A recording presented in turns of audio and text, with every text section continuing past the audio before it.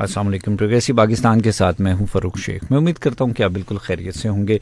सामईन व नाज़रीन, प्रोग्रेसिव पाकिस्तान में मेरी आपके साथ मुलाकात हर सोमवार से लेकर जुमे तक दोपहर 1 बजे हुआ करती है और मुख्तलिफ मौज़ूआत के हवाले से बात की जाती है। प्रोग्रेसिव पाकिस्तान एक ऐसा प्रोग्राम है जिससे बहुत कुछ सीखने और सिखाने को मिलता है। सीखने और सिखाने की इस रीत को बरकरार रखते हुए आज भी हम आपकी खिदमत में हाजिर हैं और आज का प्रोग्रेसिव पाकिस्तान भी इंशाल्लाह हमेशा की तरह बहुत ख़ास होने जा रहा है, क्योंकि मौजू बहुत दिलचस्प है। आज हम कॉलेज एजुकेशन के हवाले से डिस्कशन करेंगे। कॉलेज के स्टूडेंट्स के लिए एक बेहतरीन किस्म की गाइडलाइन भी होगी जिसमें मोटिवेशन भी मौजूद है और साथ साथ बच्चों के लिए काउंसलिंग एस्पेक्ट भी होगा कि कैसे बच्चों को गाइड किया जाए, पेरेंट्स को कैसे गाइड किया जाए। काउंसलिंग में हमेशा दो साइड्स को डिस्कस किया जाता है। पहली साइड ये होती है कि जब बच्चा कॉलेज में आता है तो सब्जेक्ट की चॉइस बड़ा अहम मरहला होता है कि किस डिसिप्लिन को चूज़ किया जाए, कौन सा सब्जेक्ट पढ़ा जाएगा, उसकी स्टडी का इम्पैक्ट क्या होगा करियर के ऊपर। जब वो स्टडी मुकम्मल हो जाती है, यूनिवर्सिटी में आ जाते हैं, तालीम हासिल करने के बाद फिर प्रैक्टिकल लाइफ में जाना है तो भी वहाँ पर काउंसलिंग रिक्वायर्ड होती है कि अब कौन सी फील्ड का इंतखाब किया जाएगा। बहुत सारे स्टूडेंट्स ऐसे हैं जो एक स्पेसिफिक माइंडसेट के साथ तालीम हासिल करते हैं कि जी हमें तो जॉब ही करना है। कुछ लोग ये सोचते हैं कि तालीम हासिल करने के बाद अपना कारोबार करना चाहिए। सो डिफरेंट माइंडसेट्स को किस तरीके से डील किया जा सकता है, क्योंकि रहनुमाई हर स्टेज के ऊपर, हर जगह के ऊपर बहुत ज़रूरी है। किस तरीके से गाइडलाइन दी जाएगी, आज उसको डिस्कस किया जाएगा। प्रोग्राम में शामिल होने के लिए आप रब्ता करते हैं हमारे रब्ते के नंबर 0334196666 पर। आपकी कॉल्स और मैसेजेस को शो का हिस्सा बनाया जाता है और अपने मेहमान के साथ हम उन सवालात को शेयर भी करते हैं। सोशल मीडिया के ऊपर हमें ज्वाइन करने के लिए हमारे ऑफिशियल पेजेस हैं जी, फेसबुक के वेव FM 96.6 और प्रोग्रेसिव पाकिस्तान। इन पेजेस के ऊपर आप हमें देख भी सकते हैं, अपने पैगामात भी हम तक पहुंचा सकते हैं, हम उनको भी शो का हिस्सा बनाते हैं। तो जनाब बढ़ते हैं प्रोग्राम की जानिब और आज की मेहमान शख्सियत से आपको मिलवाते हैं। आज प्रोग्रेसिव पाकिस्तान में हमें ज्वाइन किया है अकबर अली हर्ल साहब ने। अकबर साहब जो हैं वो प्रिंसिपल हैं स्पायर कॉलेज गुलबर्ग कैंपस के। मैं वेलकम करता हूं सर आपको। बहुत शुक्रिया आपका, आपने कीमती वक्त दिया हमें। Sir, motivation and counselling for students, ये बेसिकली आज का थीम है, ये टॉपिक है। सो सबसे पहली चीज़ तो ये है कि स्टडी के लिए मोटिवेट करना और मोटिवेट रखना स्टूडेंट्स को कितना अहम है, जबकि हमें इसके पहले वाले कॉन्सिक्वेंसेस भी जहन में होते हैं कि लोगों में पढ़ाई का रुझान बड़ा मुनासिब सा होता है, लिटरेसी रेट भी है वो इस हद तक नहीं बढ़ता। तो मोटिवेटेड रखना कितना अहम है जिसमें वालिदैन को भी गाइड किया जाए। अच्छा, इसमें ना सबसे बड़ा जो इश्यूज आ रहे हैं मैं समझता हूँ कि हमारे यहाँ थोड़ी भीड़ चाल है। जैसे कि कहीं पे भी ना हम स्टूडेंट से डिस्कस नहीं करते। होता क्या है कि पेरेंट्स चाहते हैं जी, पेरेंट्स ने सुना जी मेरे हमसाए में या मेरा कोई कज़न है उसका बेटा जो डॉक्टर बन रहा है, तो उसके माइंड में एक सेट हो गया है जी मैंने अपने बच्चे को डॉक्टर ही बनाना है। ठीक है। अब उसके बाद कॉलेज का रुख करते हैं तो कॉलेज में भी समटाइम हम अपने जो है वो अपने डिसिप्लिन को लेकर चल रहे होते हैं।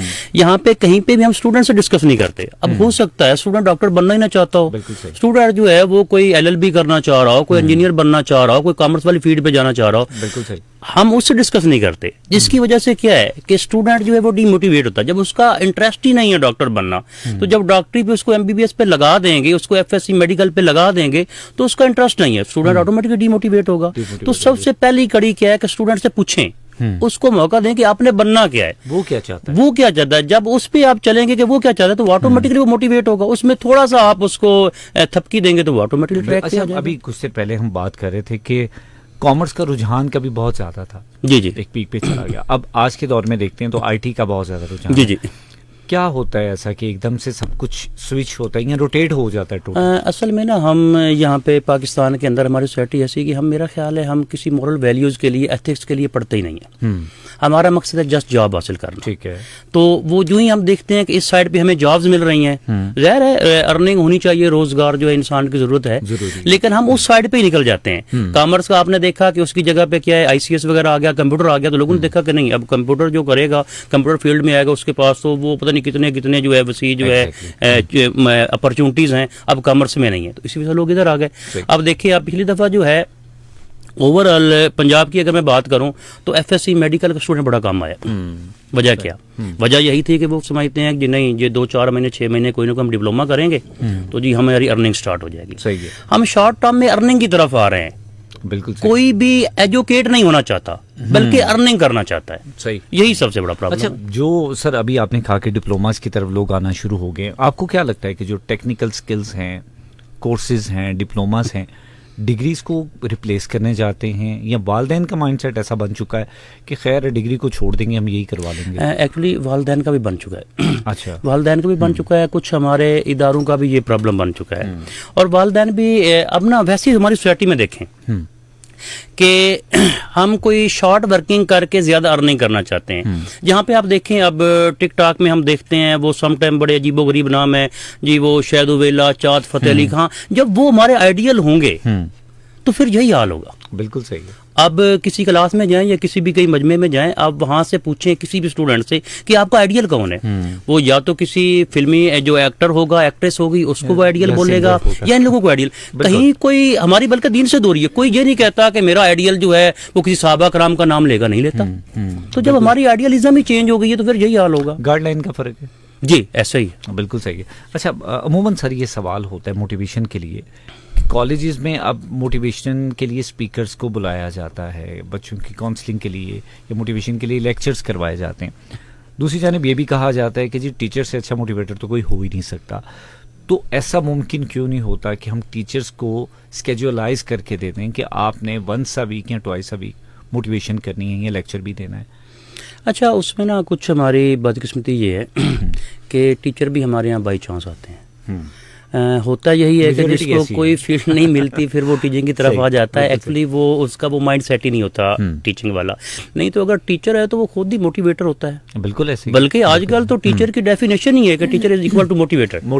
अगर वो मोटिवेटर ही नहीं है तो फिर वो टीचर ही नहीं है। हाँ बिल्कुल सर, बहुत सारी जगहों पर ना ये देखा जाता है कि हमारे पास पूरा प्लानर मौजूद होता है और वो प्लानर इतना पैक होता है कि टीचर 45 मिनट की क्लास के लिए जब क्लास में जाता है, लेक्चर शुरू करता है तो बोर्ड पे लिखना शुरू किया, जैसे ही वो मुकम्मल हुआ तो बाहर आ गया। एक्स्ट्रा ना बात की जाती है, ना स्टूडेंट को सुना जाता है, ना कुछ समझाया जाता है, ना तरबियत का पहलू डिस्कस होता है। क्यों? वो सारा सिस्टम बड़ा पैक चल रहा है। क्या दरमियान में वैक्यूम की वो जगह नहीं है, हम उसको स्पेस क्रिएट नहीं कर पाते, या फिर कोई भी मोटिवेशन या कोई काम की बात सिखाने के लिए हमें उसको सिलेबस का हिस्सा बनाना पड़ेगा तो ही मुमकिन है?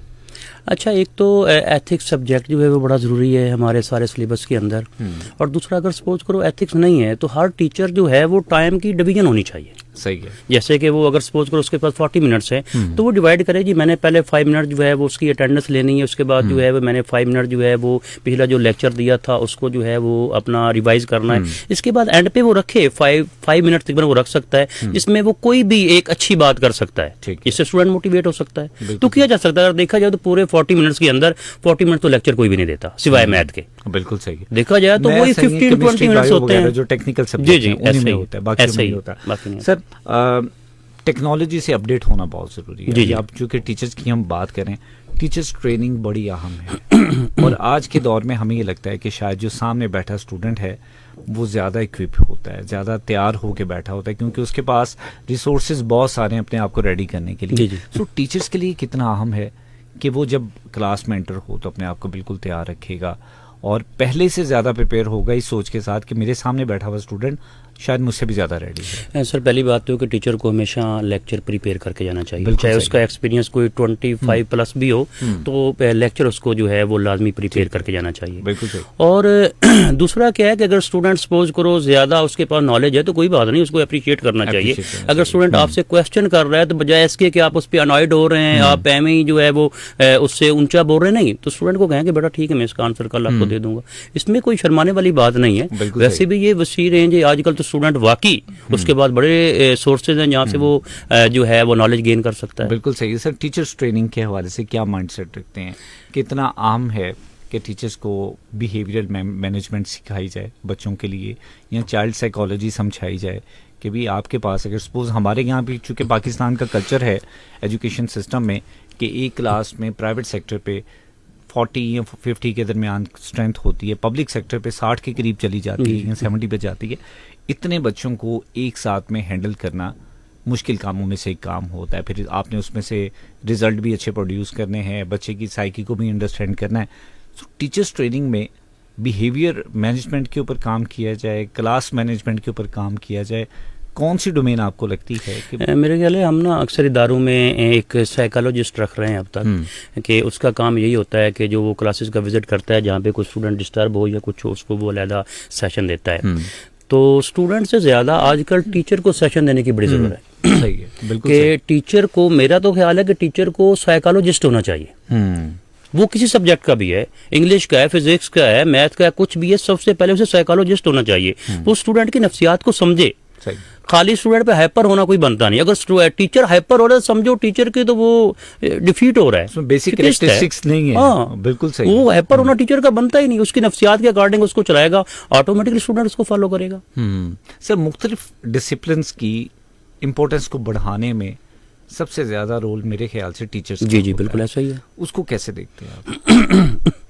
हाँ जी, हमेशा जो है किसी भी एक काम के अंदर कोई भी काम हो अगर टीचर नहीं है तो वो काम कभी कंप्लीट नहीं होता। बल्कि एक रोल मॉडल है टीचर जो है, लेकिन उसमें मैं अक्सर कहता होता हूँ कि अगर टीचर रोल मॉडल तो टीचर में भी वो कैपेबिलिटीज और वो एबिलिटीज होनी चाहिए जिससे स्टूडेंट इंप्रेस हो। लेकिन बदकिस्मती है कि हमारा टीचर वो रोल मॉडल रहा नहीं है। अब उससे क्या सीखे कोई स्टूडेंट? अच्छा कि बड़ी छोटी छोटी चीजें हैं, जैसे कि हमारे आप टीचर्स को देखें, सबसे बड़ी बात है टीचर में जो है ड्रेसिंग सेंस नहीं है। बिल्कुल। टीचर को बोलने का पता नहीं है, टीचर को हत्ता के चाय पीने तक का नहीं पता, तो वो क्या रोल मॉडल होगा? सर, तो कैसे गाइड? देखिए ना, एक सिस्टम है। अब कोई भी टीचर जो है वो एक्सपोज, एक शख्स किसी जॉब पे जाता है, वो कॉर्पोरेट सिस्टम में काम करना शुरू कर रहा है, तो कॉर्पोरेट का एनवायरनमेंट जो है वो उसको सब कुछ सिखाएगा। अब टीचर जो है वो एजुकेशन सेटअप में गया है, तो क्या टीचिंग एनवायरनमेंट या इंतज़ामिया है या मैनेजमेंट वो उसको सिखाएगी कि भाई आपने इस तरीके से अपने ड्रेस कोड को मैनेज करना है, आपने इस तरीके से बोलना चाहना है, आपने खाने पीने में इन चीज़ों का ख्याल करें? ये तमाम चीज़ें तो क्या मैनेजमेंट की जिम्मे नहीं आती? सर, एक तो टीचर ट्रेनिंग भी होती है उसमें। अगर मैं अपने इदारे की बात करूं तो मैं तकरीबन हर मंथ में एक सेशन लेता हूं, मुख्तलिफ लोगों को भी बुलाता हूं जो बाकायदा सिखाते हैं। और सबसे बड़ी बात है, इंसान को खुद जो है अपने अंदर एक थर्स्ट होनी चाहिए लर्निंग की।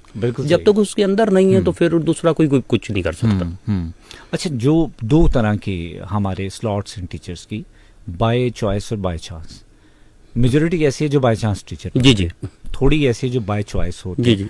वो तकरीबन ना होने के बराबर है। लेकिन अब चूंकि उसकी रीज़न ये भी है, हमारा इकोनॉमिक स्ट्रक्चर ऐसा है कि शायद जिसको नहीं कोई अपॉर्चुनिटी मिलती वो सोचता है कि चले टीचिंग की जाए, ये जॉब तो मिल ही जाएगी।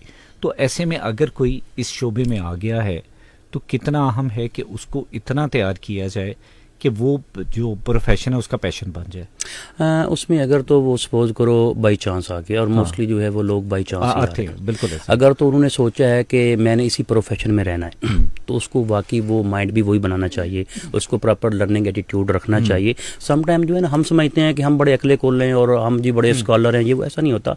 आप किसी रेडी वाले के पास जाते हैं तो वो कोई ऐसी बात कर जाता है कि आप हैरान हो जाते हैं। क्यों? क्योंकि अल्लाह ताला ने हर बंदे में एक डिफरेंट क्वालिटी रखी है। अब आप पे डिपेंड करता है कि आपने उस क्वालिटी को वहां से लर्न करना है, गेन करना है। बिल्कुल सही। जब आपका एटीट्यूड ऐसा होगा कि मैंने लर्निंग करनी है तो आप हर बंदे से सीखेंगे, आप स्टूडेंट से भी सीखेंगे। बिल्कुल सही है। सर, कंपैरेटिवली देखा जाए पब्लिक सेक्टर कॉलेजेस को, प्राइवेट सेक्टर कॉलेजेस को, कॉम्पिटेंसीज टीचर्स की इंटायरली डिफरेंट होती है, मुझे ये लगता है। और चूंकि पब्लिक सेक्टर का एक प्रोसेस बड़ा टेक्निकल है कि टीचर एक वो उसमें एग्जाम्स और इंटरव्यूज़ के बाद वो टीचर बनता है, जबकि रिजल्ट्स जब आते हैं तो उसमें बहुत सारी जगहों पर प्राइवेट सेक्टर पे टीचर्स के ऊपर सवाल भी आता है कि जी हम हाईली फीस पे करते हैं लेकिन रिजल्ट शायद उतने नहीं प्रोड्यूस कर पाते। क्या रीज़न लगती है आपको? उसमें ये होती है कि अगर प्राइवेट सेक्टर में देखा जाए तो हम स्टूडेंट की डिग्रीज में ये नहीं देखते कि जी इसने A+ लिया हुआ है, इसके जी वो 3.5 है तो जी है, वो हम वो नहीं देखते जी वो CGP 4 पे चली गई है। हम जस्ट देखते हैं, जब हम डिमॉन्स्ट्रेशन लेते हैं हम देखते हैं कि क्या टीचर जो है उसके डिलीवरिंग पावर क्या है और क्या वो स्टूडेंट के लेवल पे आके पढ़ाता है या नहीं पढ़ाता। अब जब गवर्नमेंट का होता है, गवर्नमेंट में तो उसको कहीं पे डिमॉन्स्ट्रेशन वाला कंसेप्ट ही नहीं है। वहां तो बस वो डिग्री के अंबार लगे हुए, वहां पे देखते हैं जी हाँ CGP ये मार्क्स इसके ज्यादा है, इसको ले आओ, दूसरे को पीछे रख दो। बिल्कुल। अब यहाँ पे हम उस टीचर के अंदर पोटेंशियल देखते हैं, इसमें पोटेंशियल होता है वो ऑटोमेटिकली परफॉर्म करता है। बिल्कुल सही है। सर, रिसर्च हैबिट बड़ी मैटर करती है। जी। यूनिवर्सिटीज़ में अक्सर स्टूडेंट से यही गिला होता है, असातिज़ा का ये कंप्लेंट होती है कि बच्चों को रिसर्च की आदत नहीं है। कितना अहम है कि हम कॉलेज सेक्टर पे, कॉलेज लेवल पे बच्चों को तैयार करें, उनको रिसर्च का आदी बनाएं, बजाय ये कि हम एक टिपिकल किताबी नॉलेज की तरफ उनको लगा दें कि बेटा आपने ये इतना ही पैराग्राफ याद करके और उसको एज इट इज़ कल को छाप देना है? उसमें सर एक तो हमारा सिलेबस कुछ ऐसा है कि आप देखें तो आया रोज़ छुट्टियां आपके सामने सूरत हाल है। मेरा ख्याल है 365 दिन में मेरे ख्याल 65 दिन ही हम पढ़ाते होते हैं तो वो हम बामुश्किल जो है वो सिलेबस ही कवर करवा पाते हैं। हमारी एक ऐसी स्ट्रेटजी जो है वो गवर्नमेंट लेवल पे भी होनी चाहिए जिसमें रिसर्च को जो है वो बाकायदा जो है वो रखें कि इम्पोर्टेंस दें कि रिसर्च के बगैर किसी को जो है वो पासिंग मार्क्स ही ना उसको दिया जाए। अब यहाँ पे तो वो छुट्टियाँ ही छुट्टियाँ हैं, सिलेबस की दौड़ लगी हुई है, उसी पे सारे इदारे जो हैं वो, क्योंकि मार्क्स की दौड़ है, जिसके नंबर ज्यादा आएंगे जी वो आगे जाएगा। कहीं पे भी नहीं देखा जाता कि उसकी कोई मॉरल वैल्यूज हैं या हमने कोई अच्छा शहरी भी बनाया या नहीं बनाया। सही है, सिर्फ मार्क्स के अराउंड घूमते। जी जी। ऑनलाइन एजुकेशन सिस्टम, क्योंकि अभी आपने कहा छुट्टियां बहुत ज्यादा होती हैं, हम कोविड के बाद ऑनलाइन सिस्टम के ऊपर आ चुके हैं। जी जी। अब चूंकि हमें शायद इतने सालों में आदी हो जाना चाहिए कि हमने सिस्टम को टैकल करना है, लेकिन अभी भी ऑनलाइन एजुकेशन के हवाले से टीचर्स की भी बहुत सारी रिजर्वेशंस होती हैं, मैनेजमेंट की भी होती हैं। हम क्या इसको बेहतर नहीं कर पाए? क्या लगता है सर आपको? पाकिस्तान के अंदर ना ऑनलाइन सिस्टम फ़िलहाल तो पॉसिबल नहीं है। अच्छा। उसकी वजह है कि कुछ जो हमें चीज़ें फेस करनी पड़ती हैं समटाइम कुछ एरियाज़ ऐसे हैं जहाँ पे जो है वो नेटवर्क इश्यूज़ हैं, कुछ जो पेरेंट्स से बच्चे को मोबाइल फ़ोन ही नहीं देना चाहते, कुछ बच्चे जो हैं वहाँ पे घर का इन्वायरमेंट ऐसा है कि एक रूम है उसी के अंदर जो मोबाइल पे बच्चा पढ़ रहा है, और समटाइम ऐसे केसेस भी आते हैं कि बच्चे क्लास लेते हैं, क्लास लेके मोबाइल को साइलेंट कर देते हैं, साइड पर अपना काम कर रहे होते हैं। तो यहाँ पर वो इफेक्टिव नहीं हुआ, और उसकी वजह यह है कि मेरा ख्याल उस लेवल की अवेयरनेस नहीं दी जा पा रही, और या वो रिसोर्सेज नहीं है हमारे पास। ठीक है। और दूसरी साइड पे एक कल्चर नया मुतारिफ हो जी जी, जिसको हम कहते हैं जी के होम स्कूलिंग है। जी जी। होम स्कूलिंग के कल्चर को कितना आप एग्री करते हैं इस चीज से? फिलहाल पाकिस्तान में इतना इफेक्टिव नहीं है। नहीं होना नहीं चाहिए। मे बी आगे जाके हो जाए जिस तरह के हालात वाकयात हैं, लेकिन अगर करंट सिचुएशन को देखा जाए तो उस लेवल का इफेक्टिव नहीं है। सही है, बिल्कुल सही है। सो जनाब डिस्कशन जारी है, अकबर अली हरल साहब मेरे साथ मौजूद हैं। हम बात करें काउंसलिंग के हवाले से। ये तमाम डिस्कशन वो है जो किसी भी स्टूडेंट के लिए एक बेहतरीन रहनुमाई रखती है। गाइडलाइन मौजूद है कि जब आप किसी भी एजुकेशन सिस्टम में किसी भी डिसिप्लिन को पढ़ते हैं तो आपके पास करियर पाथ क्या होगा, आपने किस तरह से इस एजुकेशन के सफ़र से गुजरने के बाद अपनी प्रैक्टिकल लाइफ को ज्वाइन करना है। जब हम प्रैक्टिकल लाइफ के लिए मूव करते हैं तो एक बहुत बड़ी क्वेरी ये होती है बच्चों की भी और वालिदैन की भी कि इसलिए पढ़ाया जाएगा कि बच्चा एक अच्छी जॉब करेगा, माकूल पैसे कमाएगा। और मैं अक्सर ये कहा करता हूँ कि एजुकेशन को हासिल करने का बराह रास्त मतलब ये नहीं है कि आपने कितने पैसे कमाने हैं। पैसे कमाना एक डिफरेंट चीज़ है, आपकी लर्निंग एक और चीज़ है। अपनी लर्निंग के लिए, शाऊर के लिए तालीम को हासिल करें।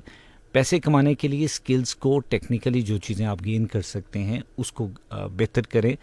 एक पढ़ा लिखा आदमी जो है वो किस तरीके से अपनी एडवांसमेंट कर सकता है, तरीक़ाकार को बढ़ा सकता है, पैसे कमाने के वेज़ को इम्प्रूव कर सकता है, ये हो सकता है।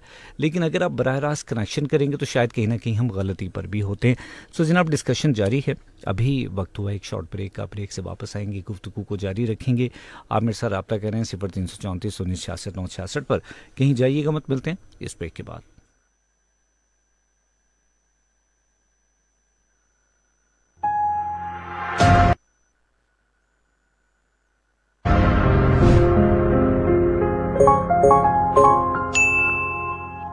Hello and Assalamualaikum. Welcome to another episode of Knowledge Connect, in which we'll be unraveling pathology and we'll be taking insights from the expert.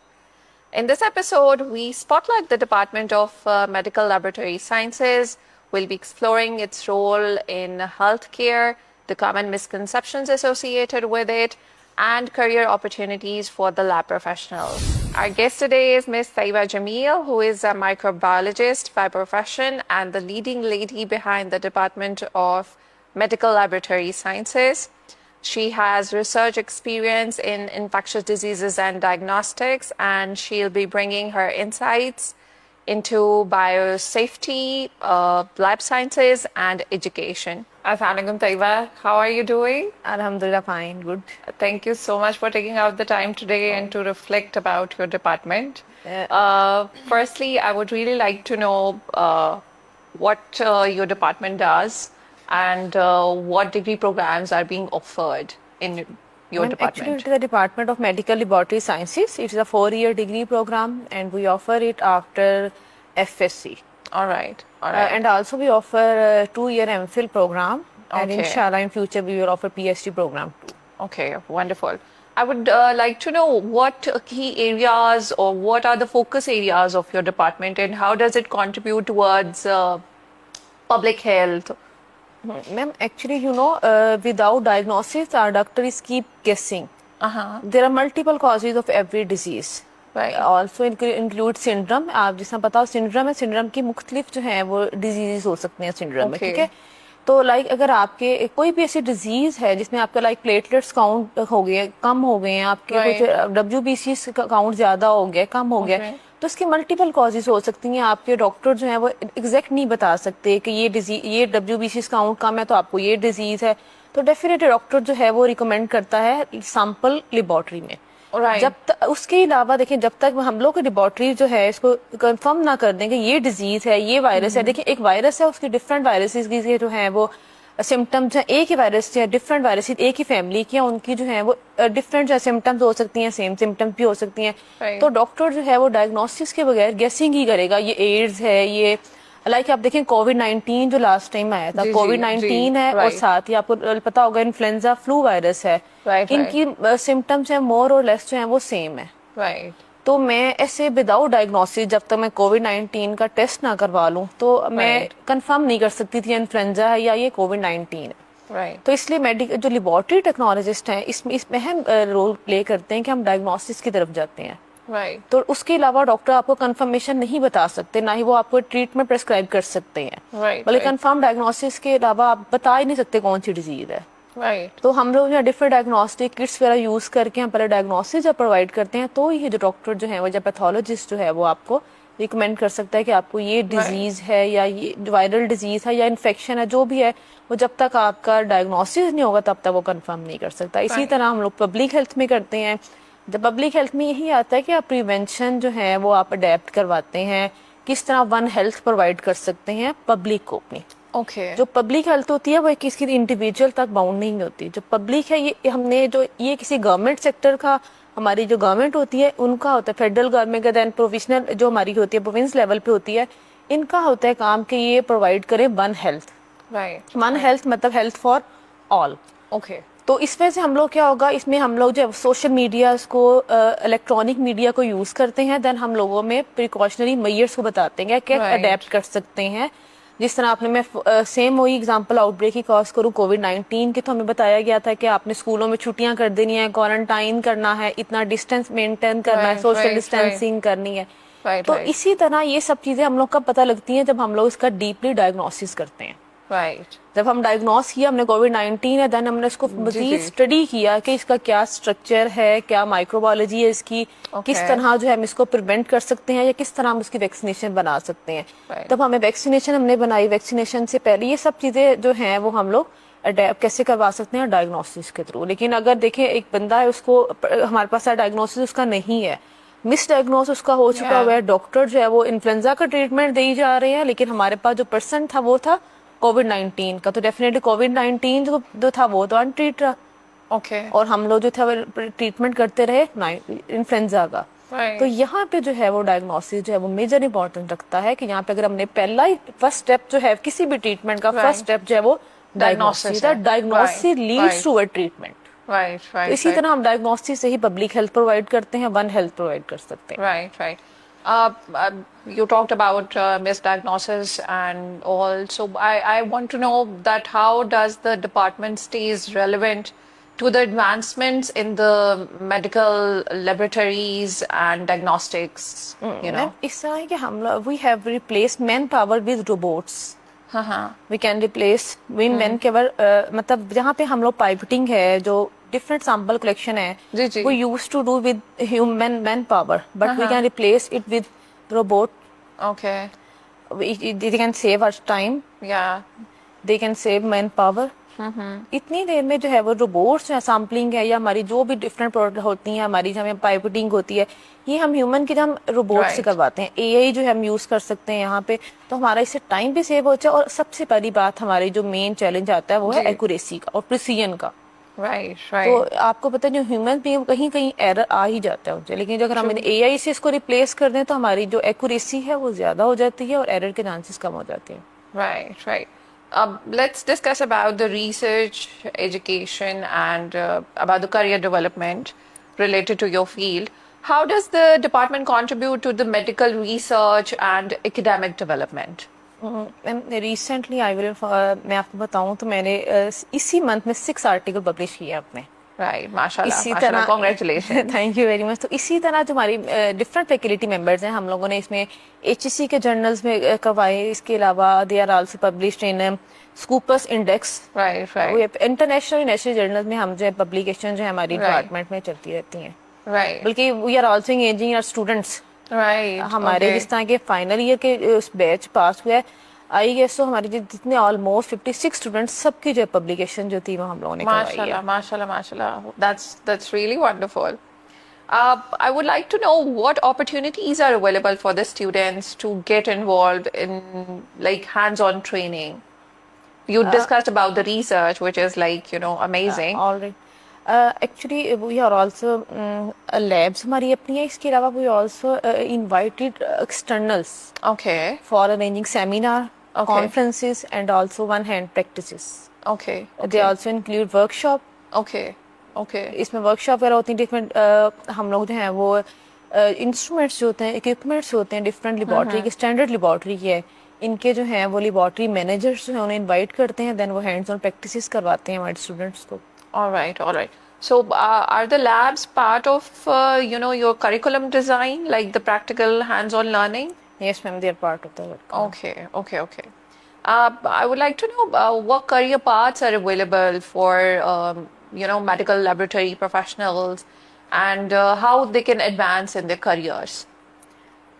Ma'am first of all जो हमारे पास जो है वो गवर्नमेंट सेक्टर में after BS medical laboratory technology इनके पास जो 17 स्केल की हमारे पास गवर्नमेंट सेक्टर में हॉस्पिटल्स में जो है Okay. टर्शरी हॉस्पिटल में जॉब्स अवेलेबल हैं. Okay, इसके अलावा they can supervise their own lab. okay, They okay, can work as a lab manager. okay, They can work as a lab supervisor.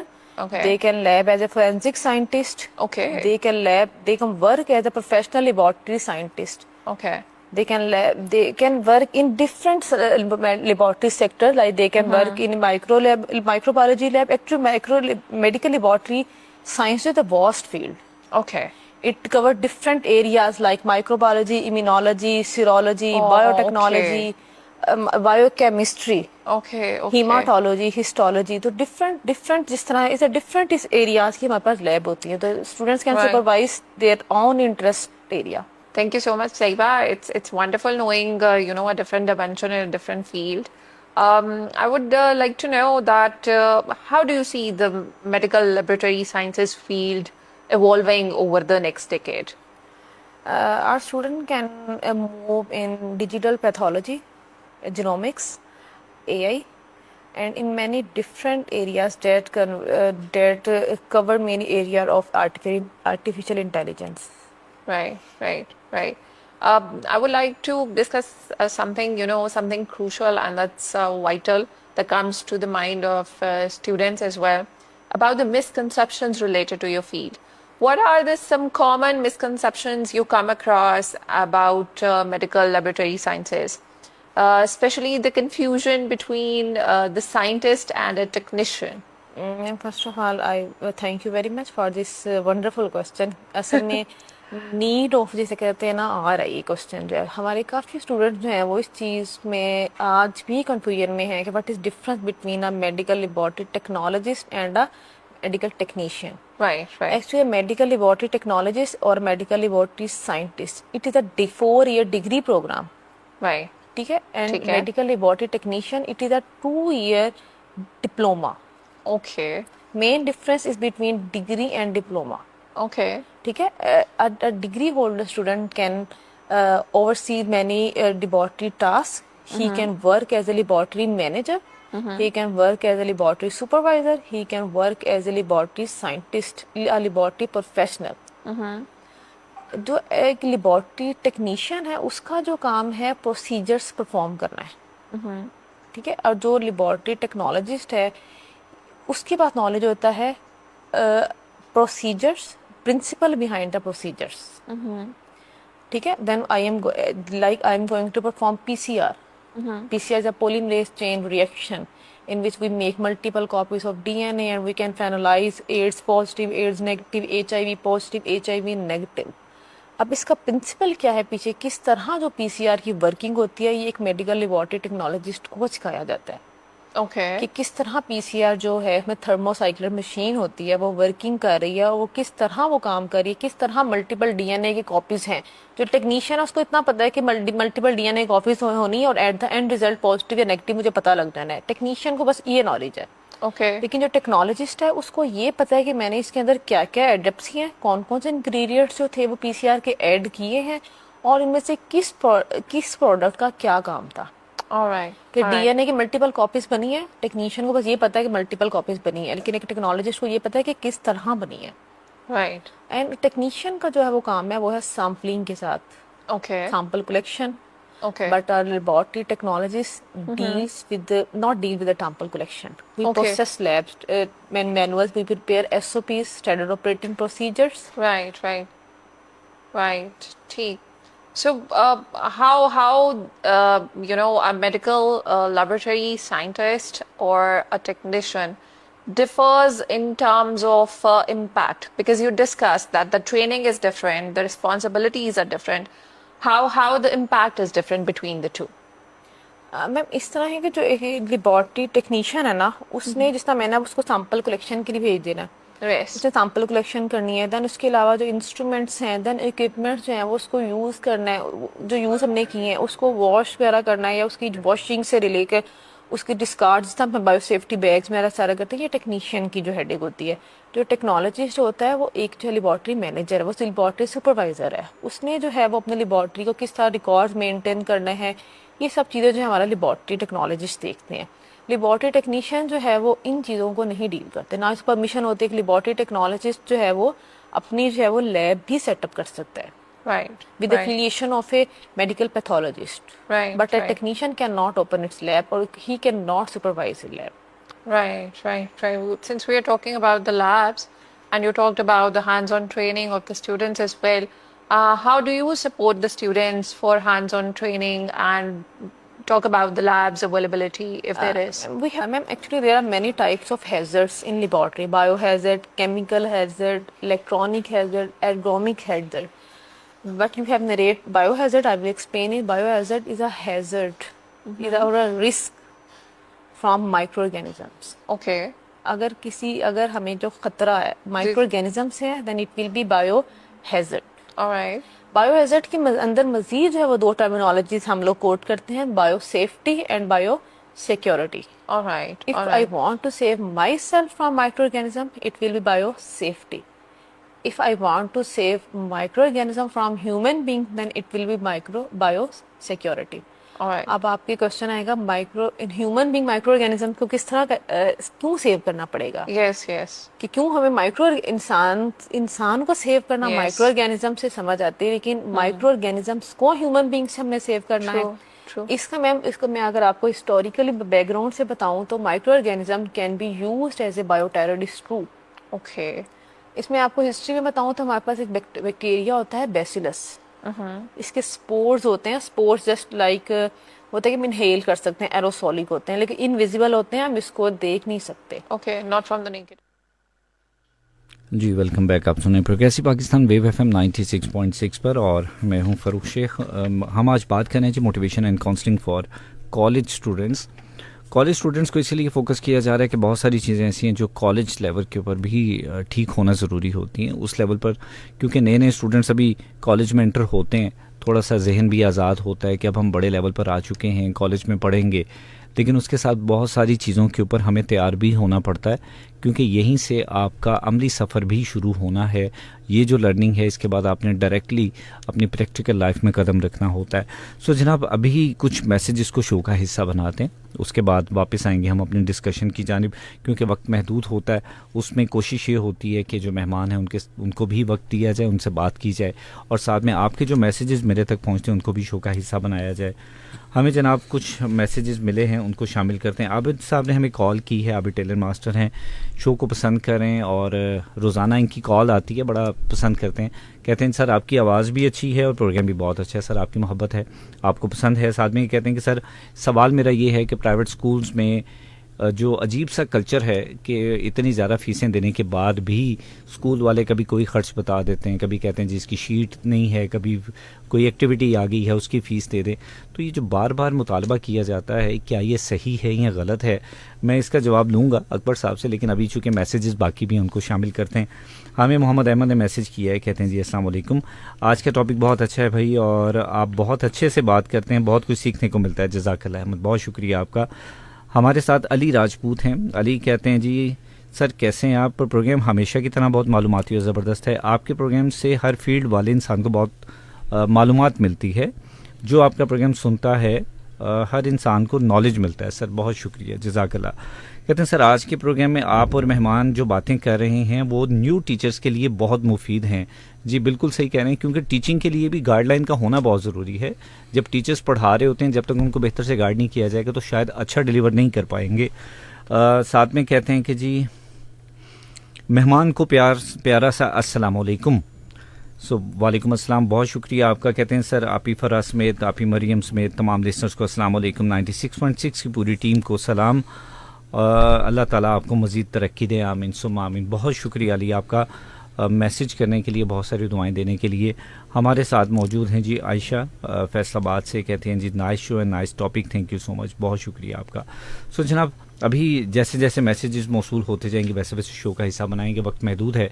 सो कुछ सवाल जो बड़े अहम हैं वो बाकी हैं, वो अकबर साहब से जानते हैं। पहले तो यही जो सवाल मेरे तक पहुंचा है कि सर एक प्राइवेट स्कूल के लिए हमारे एक लिस्नर है, उन्होंने कहा कि सर ये कल्चर सही है, ये दुरुस्त नहीं हो सकता, इसमें थोड़ी सी नज़र आप भी डालें। अच्छा, इसमें ना सर एक तो हमारी प्रायोरिटी एजुकेशन नहीं है, ये हमारे यहाँ मसाइल है। ठीक है, आप देखें किसी भी घर में हम जब मंथली बजटिंग करते हैं ना तो हम स्कूल की फीस को बिल्कुल एंड पे रखते हैं, या तो हम बजटिंग में इंक्लूड ही नहीं करते या आखिर पे रखते हैं। हालांकि देखा जाए तो सबसे पहले जो है वो स्कूल फीस होनी चाहिए। क्यों?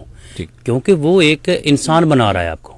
आप अब इन्होंने यहाँ पे बात की जी वो पेपर फंड की बात हो जाती है, कभी कुछ हो जाती है। तो देखा जाए तो वो सारी चीज़ें जो है वो उस बच्चे के ऊपर की जा रही हैं। अब को-करिकुलम एक्टिविटीज़ बड़ी ज़रूरी हैं। जब तक वो एक जो है हेल्दी जो है वो माइंड सेट नहीं होगा तो वो बच्चा आगे नहीं जाएगा।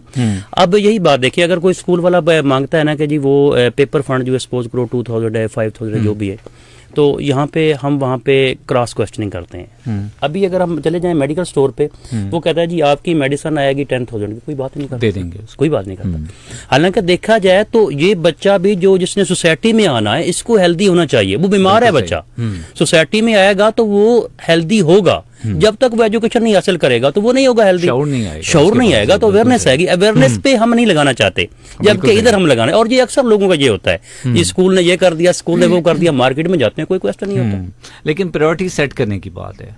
असल बात यही है कि प्रायोरिटी नहीं है हमारी एजुकेशन। सर आज के दौर में भी आपको लगता है कि काउंसलिंग बहुत ज़रूरी है, जबकि आपके पास फैसिलिटेशन बहुत सारी है, आपके पास रिसोर्सेज बहुत सारे हैं? सर काउंसलिंग तो बड़ी ज़रूरी है, बहुत ज़रूरी है। आप देखें आपके हाथ में मोबाइल है, आज बच्चे को हम मोबाइल पकड़ा देते हैं। हमारे यहाँ ना बदकिस्मती यही है कि हम ना किसी चीज़ को पॉजिटिविटी की तरफ लेके नहीं जाते। अब बच्चे को मोबाइल पकड़ाते हैं तो बच्चे को ये नहीं होता कि वो कोई पॉजिटिव चीज़ वहाँ से देखेगा, हमेशा वो नेगेटिव चीज़ देखेगा। वो जब सोसाइटी में आएगा तो वो उसके अंदर वही चीज़ें आ जाएंगी। अब बच्चा वक्त से पहले जो है वो जवान, और उसकी वजह क्या है? उसकी वजह यही है कि वो जो एक हमने मोबाइल उसको पकड़ा दिया, सोशल बच्चे को कर दिया, तो वक्त से पहले वो चीज़ें लर्न कर रहा है जो कि अभी उसको नहीं करनी चाहिए थी। लर्निंग से पहले सोशल कर दिया, बिल्कुल सही है। सर कॉलेजेस में करियर पाथवे के लिए गाइडलाइन कितनी अहम है? जो मुझे लगता है कि बहुत सारे कंट्रीज में जब भी हम मिसाल देते हैं ना किसी डेवलप कंट्रीज की, जिसमें हम फिनलैंड के एजुकेशन सिस्टम को बहुत ज़्यादा फैसिनेट हमेशा से करते हैं, यूरोप है, जापान है, हम कहते हैं कि वहाँ पर सिस्टमेटिक वे में एजुकेशन को बड़ा ग्रो किया जाता है, हमारे यहाँ पर नहीं होता। ऐसे में मुझे लगता है कि कैरियर पाथवे इनिशियली हम नहीं उसको टेक अप नहीं कर जी, पाते, जी। बहुत आगे जाके हम समझते हैं कि अच्छा अब आप यूनिवर्सिटी में आ गए, अब आपको ये करना है, जबकि ये डिसीजन हमें स्कूल में करना है ऐसा ही है। कि बच्चे का माइंडसेट कैसे है। जी, जी। और कॉलेजेस में भी ये रुझान इतना आम नहीं है, कैसे मुमकिन है कि इन तमाम चीज़ों को हम अर्ली स्टेज के ऊपर लेकर आएं? सर उसमें एक स्कूल में हो जाए तो ज़्यादा बेहतर है। अगर मैं अपने कॉलेज की बात करूं तो वहाँ पे तो हमने कैरियर काउंसलिंग के लिए वगैरह 2 स्टाफ मेंबर रखे हैं, जिसमें एक जो है वो साइकोलॉजिस्ट, एक हमारा जो एक सीनियर जो है वो टीचर है, लेक्चरर है।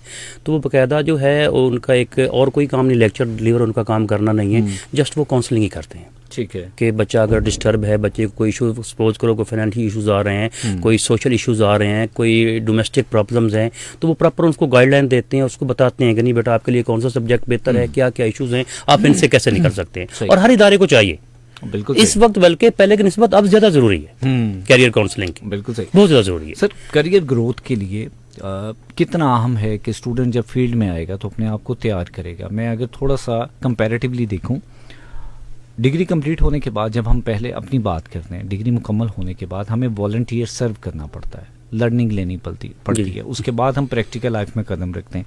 अब वो लर्निंग वाला फेज जो एलिमिनेट हो गया है, अब हम कहते हैं कि बच्चा रेडी हो के प्रैक्टिकली चीज़ों को लर्न करके फिर वो प्रैक्टिकल लाइफ में कदम रखेगा और उसको जो हमारी इंडस्ट्री है वो भी तभी वेलकम करेगी। तो उसके लिए बेसिक्स क्या हैं, कैसे अपने आप को वो तैयार करेगा? क्या सिर्फ ग्रेड्स काफ़ी हैं या स्किल्स भी होनी चाहिए या फिर उसके अंदर सॉफ्ट स्किल्स भी होनी चाहिए?